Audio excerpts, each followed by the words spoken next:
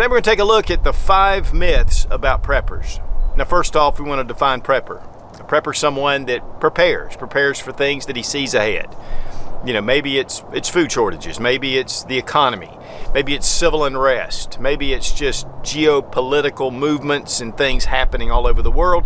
It could be somebody that prepares for a hurricane, for storms, for power outages. I mean, there's a vast array of people that fall under the prepper category. The funny thing is we're all preppers of some sense because most of us have health insurance, car insurance. You know, we buy insurance for electronics or, whatever. So in a sense, we all should be preparing and planning. But today we're going to be taking a look more at prepping, as in making sure that you have your basic survival needs for a multitude of different reasons, but getting ahead.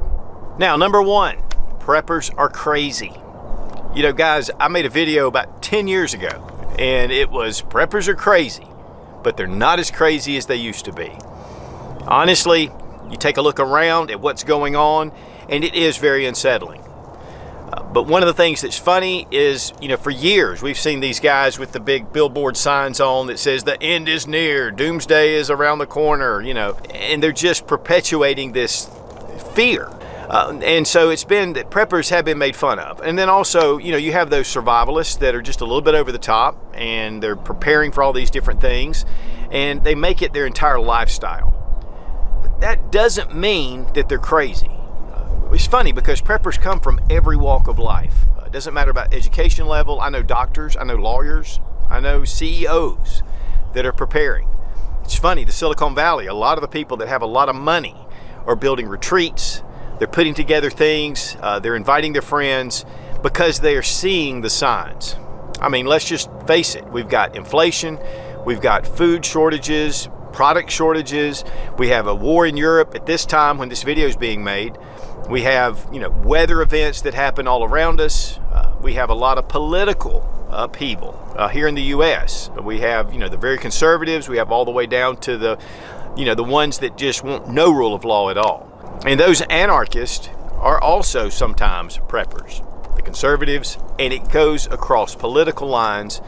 People that really see what's going on in the country, they're concerned. And so it's time to kind of put things together. Now, the preppers that I consider a little bit crazy are those that know what's going on. They see all the signs and they'll talk about it, but they don't do anything about it. They're not putting food back for their family.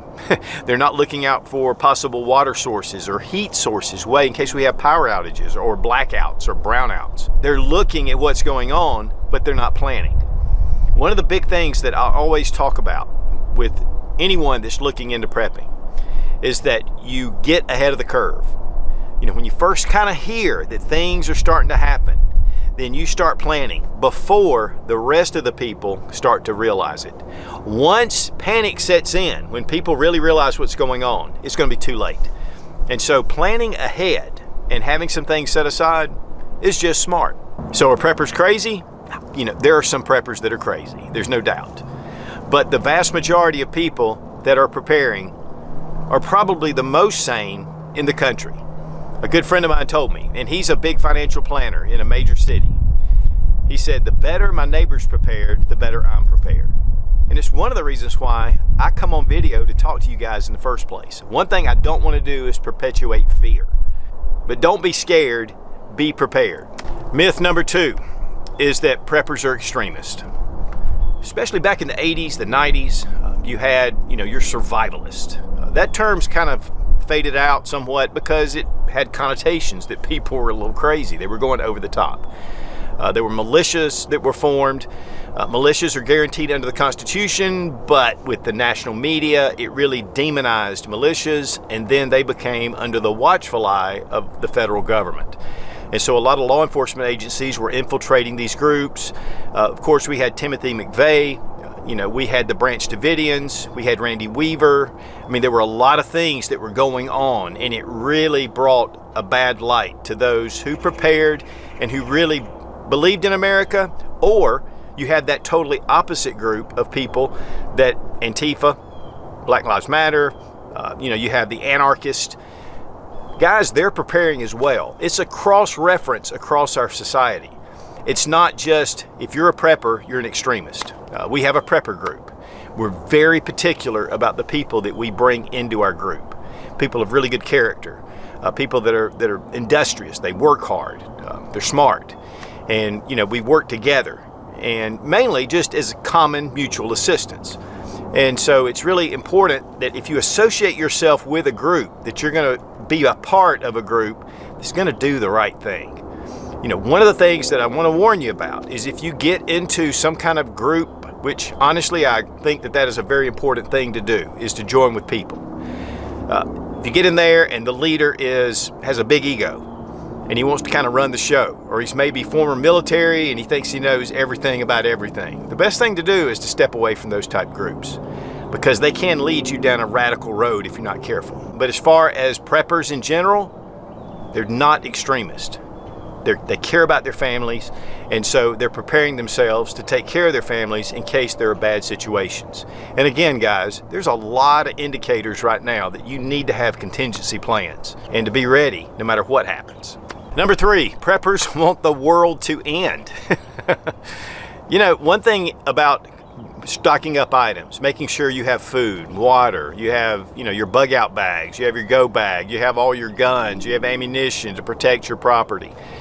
You have all the supplies. To think that you want that to happen is you're not thinking, because those kind of things could completely destroy a lot of people that you love. And really, in general, people are not wanting for the end of the world to happen. They just want to be prepared for when it does. Are there people that are kind of ready for the end of the world? They think they are, but they're not. When I was a young man, I was in my 20s. Yeah, the glory of war, and we're going to do this, we're going to do that. A lot of times in the comments, I'll see it. Just bring it on, bring it on. I'm thinking, you don't know what you're asking.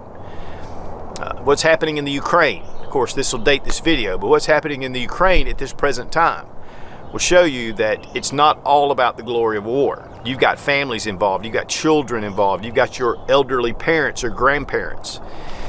And we really should be preparing to protect them and to make sure that they have the basic needs. You don't want to sit there and watch your family starve to death. You want to have those things put aside. Scarcities can happen. We live in a very fragile distribution system. We've seen it. And we need to make sure that we're prepared to take care of our survival necessities. But that definitely doesn't mean that we want for these things to come to pass. Honestly, for me, I have it set aside. If nothing ever happens, great. I would rather it just spoil than for us to have SHTF and the world come to just a chaotic end. And 99% of preppers want the same thing. Myth number 4, preppers are hoarders. And that's the way it looks sometimes, because you're stocking up food. You're stocking up toilet paper. Before all this crisis started with COVID-19, we had a good supply of toilet paper. And we had that set back. We'd been setting it back for a number of years, making sure we had plenty. We had plenty of food. We have it stocked up. Yes, it takes up a lot of room. We have different camping gear, items, different things, water filtration systems. I mean, you name it. But we've been buying it incrementally all along. And so we haven't put a strain on the distribution system. We've been buying it ahead of time. What happens is those that aren't prepared are the ones that run out and purchase a whole bunch of stuff, and then they put a strain on the distribution system. They're the ones that are hoarding. That's why it's important to go ahead and think it through and to do the right thing ahead of time. If you have a lot of food stocked back because you've been over the years putting it back, that's not hoarding. That's just being ready in case you ever have a situation. And then, we rotate it out. We keep it fresh. And yes, we do have a tendency to pick up more than we need. I mean, honestly, you can't do it all. But one of the things that I like to tell people, especially when they're just getting started out, what little you do every week puts you that much farther ahead than you were the week before. And if you keep doing that, you'll build a nice little stockpile of supplies. Myth number 5, and this is a tough one. Preppers are going to be there to save the unprepared. Now, unfortunately, there are a lot of people that have prepped and have gotten supplies together that are like, I've done this, I put this together, you didn't do it, this is mine, I'm not helping anyone. And that's a real tough decision because when you have a mother and a child, especially a baby, and they're hungry, what are you going to do? One thing that happened to us a number of years ago, we were talking to my wife's family, and we had talked to them a number of times. Oh, they were all about, we need to be prepared. This is happening, that's happening.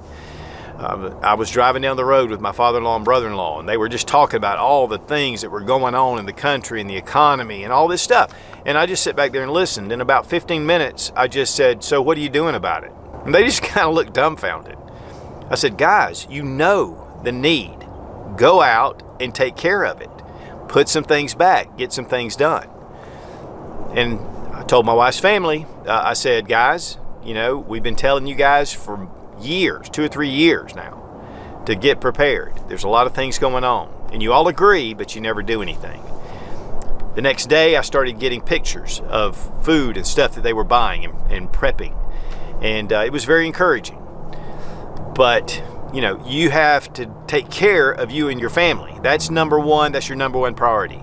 But I will say that you also need to think about helping in your community where you can. One thing that we try to do is to put back about 10% of our preps, and we kind of designate that to help others. If we need to move out of our location, maybe go somewhere and have a soup kitchen, have some supplies for people, be able to give some things. If you're growing a garden, it's a good way to be able to give fruits and vegetables, maybe chickens, if you have eggs, things like that, and you're able to give away a little bit of surplus. I think you'll be blessed on the other end. But really, when it comes down to it, those that are going to come to take it, you've got to be prepared for that as well. So give where you can, but prepare for your family. And guys, it can be overwhelming for sure. But we're not here to save the unprepared. But we can help in some small ways. Now, guys, those are the 5 myths. But there are nuggets of truth in there that we need to be careful of. One thing about prepping is that it can be overwhelming, but it can also, become an obsession. And you need to be careful to have balance in your life. It's very important, to take trips, to enjoy yourself, that your kids can enjoy themselves.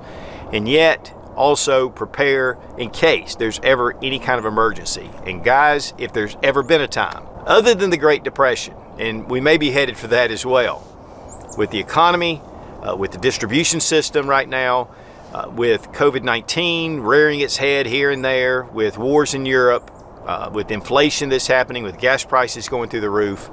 A lot of indications, guys, that you need to really ramp it up. And so while you don't want to be crazy, you don't need to be an extremist, you don't need to be a hoarder, you definitely don't want the world to end, and you really need to be prepared to take care of your families, but also just to give a little back to the community if it's in need.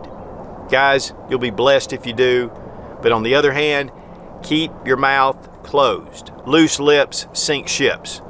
Don't talk about all the things that you have unless you have a very trusted group that's also preparing as well. And guys, I highly recommend putting together a mutual assistance group, because to be honest with you, lone wolf is going to get you killed. And people are your greatest assets. So bring some good, like-minded people together, work together just for survival. Be strong, be of good courage. God bless America. Long live the Republic.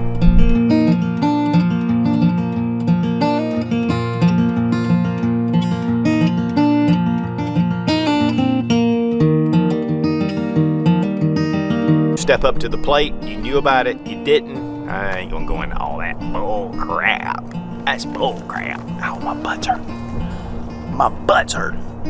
With a lot of different, with the assault weapons ban, with a lot of different stuff that was going on and happening. And I've told people before, no. Oh, my butt is hurting.